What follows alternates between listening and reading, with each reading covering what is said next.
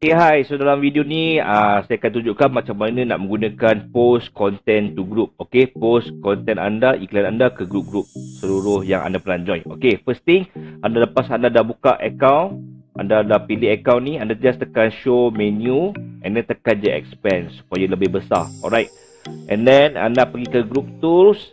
Selepas group tu, pergi ke group list, tekan je extract. So, bila tekan extract, dia akan keluarkan semua Facebook group yang you pernah join. Alright. And then selepas tu anda kena filter lah mana grup-grup yang tak berkenaan. Anda filter, just pilih, tekan delete, just pilih, tekan delete. Alright. And then next adalah anda tekan save. So anda boleh pilih letak apa-apa nama. Next time tak perlu buat lagi, just import je.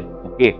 Okay, so macam mana nak keluarkan iklan tu, anda kena pergi ke post content. Post content, and then pilih gambar lah. Alright.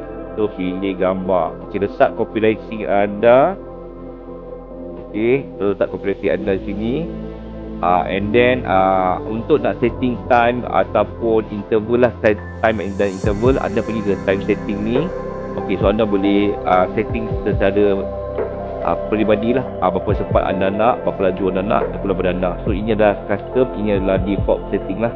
Alright, so dalam demo ni saya akan buat laju lah supaya anda lihat macam mana dia berfungsi. Okay, pergi ke group tools. Okay, tekan je start. Okay, so software akan auto post iklan anda ke dalam semua Facebook group you secara auto.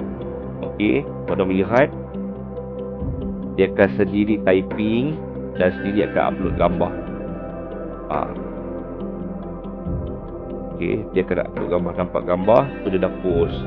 Okay, so anda boleh je, selepas ni anda boleh minimize, tekan hide menu ni, so biarkan, anda boleh buat next to next, next dan next. Alright.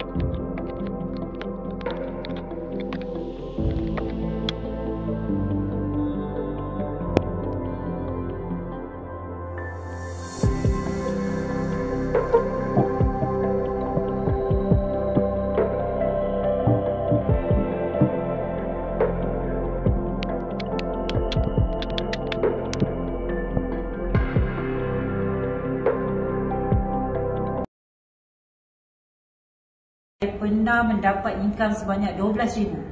Masya Allah, dengan guna Boom X sahaja time tu? Ya, betul. Saya Yusniza binti Muhammad Noor, berasal daripada Johor Bahru. Saya buat bisnes mencari pekerja kilat. Saya menggunakan software ni daripada mula di launch. Alhamdulillah, Masya Allah, tabarakallah, saya pernah mendapat income sebanyak 12,000. Masya Allah, dengan guna Boom X sahaja time tu? Ya, betul. Saya ada 10 account. Okay. Dan saya menggunakannya setiap hari. Masya Allah.